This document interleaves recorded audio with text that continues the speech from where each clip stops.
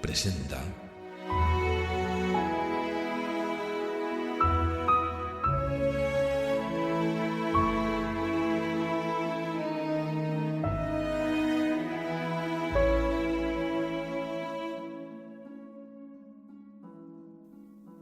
Anneliesa y Evelina Banner, las protagonistas de esta novela corta, regentan una modesta mercería en un barrio humilde de Nueva York. Un día, con motivo de su cumpleaños, Anneliesa le regala a su hermana un reloj.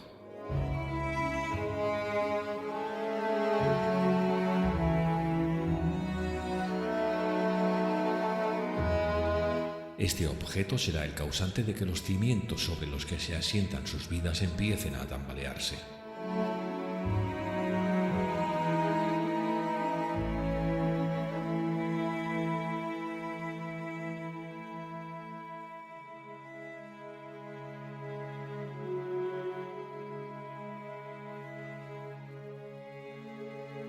Narrado por la voz de Miguel Libars.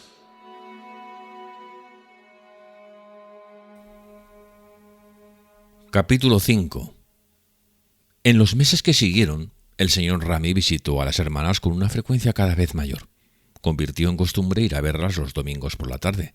A veces, durante la semana, encontraba una excusa para presentarse sin ser esperado cuando ellas se disponían a trabajar junto a la lámpara.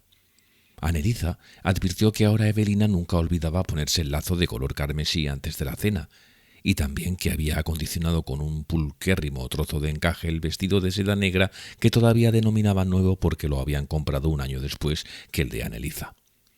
El señor Rami, al ir cogiendo confianza, fue volviéndose más parco en palabras, y después de que las sonrojadas hermanas le concedieran el privilegio de fumar en pipa, empezó a incurrir en largos intervalos de silencio meditativo que para las anfitrionas no resultaban completamente desprovistos de encanto. Había algo fortificante y pacífico en la sensación que transmitía esta tranquila presencia masculina en un ambiente que, durante mucho tiempo, había conocido los temblores de las pequeñas dudas y angustias femeninas. Las hermanas se acostumbraron a decirse, en los momentos de incertidumbre, «Eso se lo preguntaremos al señor Rami cuando venga», y a aceptar su veredicto, fuera cual fuera, con una prontitud fatalista que las eximía de toda responsabilidad. Cuando el señor Rami se quitaba la pipa de la boca y le apetecía hacer confidencias, ellas experimentaban una compasión que casi les resultaba dolorosa. Con una participación apasionada escucharon la historia de sus primeras tribulaciones en Alemania y de la larga enfermedad que había ocasionado sus últimas desgracias. El nombre de la señora Hodge-Müller, la viuda de un viejo amigo, que lo había cuidado mientras padecía unas fiebres, fue recibido con suspiros reverenciales e inspiraba una punzada interior de envidia siempre que volvía a aparecer en esos monólogos biográficos. En una ocasión en que estaban solas, Evelina provocó un sonrojo en el semblante de Anneliesa cuando dijo de pronto, sin mencionar el nombre, «Me pregunto cómo será su mujer». Un día, al aproximarse la primavera, el señor Rami, que ya se había convertido en una parte de sus vidas, como el cartero o el lechero, propuso a las damas que lo acompañaran a una exposición de imágenes estereoscópicas que se iba a celebrar al día siguiente, por la tarde, en el Chickering Hall. Después de la primera y entrecortada exclamación de placer, se produjo un silencio entre las dos hermanas para consultarse mutuamente, que al fin Anneliesa rompió diciendo «Ve tú con el señor Rami, Evelina. Creo que será mejor que no dejemos la tienda sola por la noche». Evelina, con las protestas que la cortesía demandaba, secundó esa opinión y pasó todo el día siguiente adornando un sombrero de paja con «No me olvides» que ella misma había confeccionado. Anneliesa sacó el broche de mosaico, un mantón de cachemira de la madre salió de su envoltorio de lino encerado y, así engalanada, una sonrojada Evelina se marchó con el señor Rami mientras la hermana mayor se sentaba delante de la máquina de calar. A ésta le pareció que había pasado sola varias horas. Le sorprendió descubrir, cuando oyó los golpes de Evelina en la puerta, que el reloj solo marcaba las 10:30.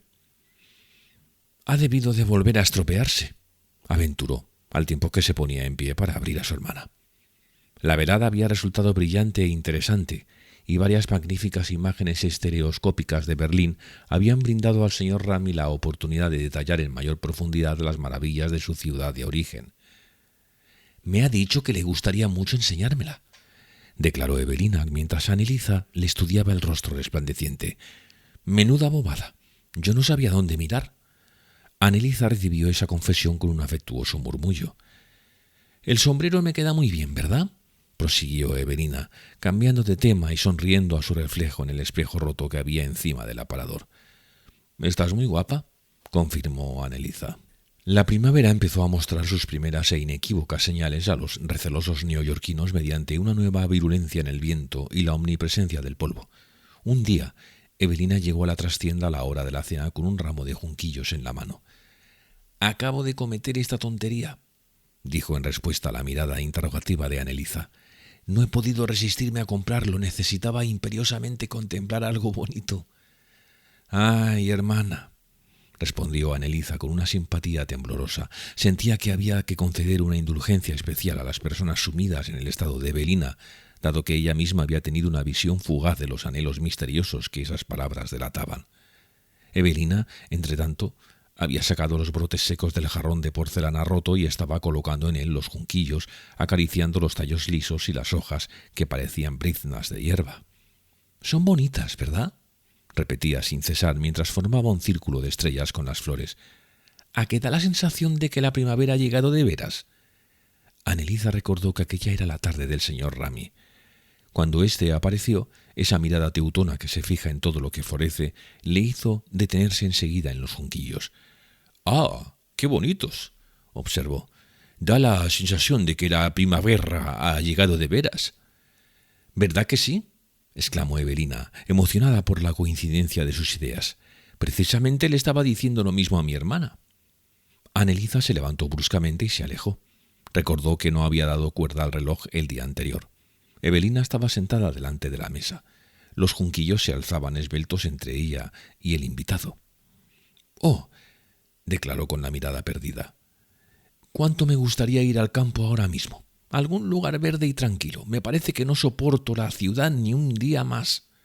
Pero Anelisa advirtió que estaba observando al señor Ramy, no las flores. «Podemos ir a Central Park algún domingo», propuso el visitante. «¿Visita usted ese parque, señorita Evelina?» «No, no solemos ir. Al menos hace mucho tiempo que no acudimos». La idea la animó. «Sería espléndido, ¿verdad, Anelisa?» «Desde luego», confirmó la hermana mayor mientras volvía a su silla. «¿Por qué no vamos el domingo que viene?», prosiguió el señor Ramy. «Podemos invitar a la señorita Mellins. Sería una ocasión muy grata». Esa noche, después de desvestirse, Evelina cogió un junquillo del jarrón y lo metió con ciertas alaracas entre las hojas de su devocionario. A Anelisa, que la estudiaba a escondidas, le pareció que no le importaba ser observada y que, para Evelina, la importancia de la acción aumentaba al ser percibida con toda nitidez por la hermana mayor. El domingo siguiente amaneció azul y cálido. Las hermanas Banner asistían a la iglesia con regularidad, pero dejaron los devocionarios en la estantería por una vez y a las 10 ya estaban, con los guantes y los sombreros puestos, esperando a que la señorita Mellins llamara a la puerta.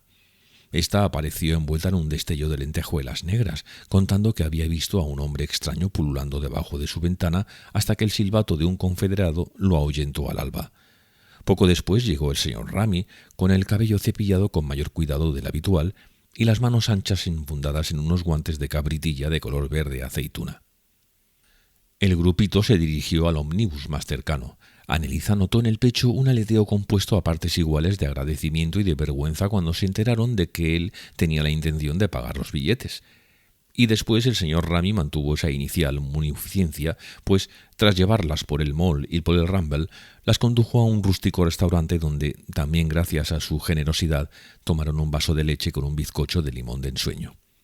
Después reanudaron el paseo y deambularon de un sendero a otro con la lentitud de los domingueros ocasionales, a través de arbustos florecientes, junto a extensiones de césped moteadas de azafranes de primavera y debajo de rocas en las que la forsythia se desplegaba con un rayo de luz repentino. A Anelisa todo cuanto la rodeaba le pareció nuevo y milagrosamente hermoso, pero no dio voz a esos sentimientos y dejó que Evelina se maravillase ante las hepáticas que crecían a la sombra de las cornisas y que la señorita Mellins, más interesada en el mundo humano que en el floral, comentase con gran elocuencia la probable historia de las personas con las que se cruzaban. Todos los senderos estaban atestados de paseantes y obstruidos por caminantes, y las apostillas incesantes de la señorita Mellins conferían un brillo de posibilidades escabrosas a los plácidos grupos de familias y a sus retozones vástagos. Anneliza no estaba de humor para esas interpretaciones de la vida, pero, sabiendo como sabía que la señorita Mellins solo había sido invitada para acompañarla a ella, no se separó de la modista y dejó que el señor Ramy encabezara la marcha junto a Evelina. La costurera, estimulada por las emociones de aquella situación, se fue volviendo cada vez más locuaz y su constante parloteo, sumado al remolino caleidoscópico de la muchedumbre, produjo un enorme aturdimiento a Anneliza. Los pies, acostumbrados a la comodidad de estar en zapatillas en la tienda, le dolían por el esfuerzo desacostumbrado de la caminata y los oídos por el barullo de las anécdotas de la modista, pero todos sus nervios percibían el placer de Evelina y estaba decidida a que ningún cansancio suyo lo abortase. Pero ese heroísmo se redujo al ver las miradas maliciosas que la señorita Mellins empezó a dirigir a la pareja que tenían delante. Era capaz de contribuir a la dicha de su hermana, pero no de reconocerla ante otras personas. Los pies de Evelina también acabaron cansándose y se volvió para proponer que volvieran a casa.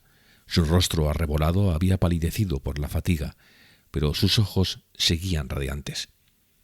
El regreso pervivió en el recuerdo de Anneliza con la persistencia de un mal sueño. La algarabía de los que retornaban llenaba a rebosar los omnibus y tuvieron que dejar pasar una docena antes de entrar a empellones en uno que ya estaba repleto. Anneliza nunca se había sentido tan agotada. Hasta el torrente de anécdotas de la señorita Mellins se secó. Se quedaron sentadas y en silencio, apretujadas entre una mujer negra y un hombre con el rostro picado por la viruela y la cabeza vendada, mientras el coche traqueteaba lentamente por una avenida miserable hasta llegar a su esquina. Evelina y el señor Ramy se sentaron en la parte delantera. Anneliza solo pudo atisbar de vez en cuando el sombrero con las no me olvides y el reluciente cuello del abrigo del relojero. Cuando los cuatro se apearon en su esquina, la muchedumbre volvió a rodearlos y caminaron los últimos pasos hasta el semisótano de las hermanas Banner, sumidos en el silencio espontáneo de unos niños cansados. Cuando la señorita Mellins y el señor Ramy se dispusieron a marcharse a sus respectivos domicilios, Evelina consiguió esbozar unas últimas sonrisas, pero Anneliza franqueó el umbral en silencio y notó que la quietud de la tiendecita le extendía unos brazos consoladores. Esa noche no pudo dormir. Mientras yacía fría y embalada al lado de su hermana, de pronto percibió la presión de los brazos de Evelina y que ésta susurraba: «Ay, Anneliza, ¿verdad que ha sido una delicia?»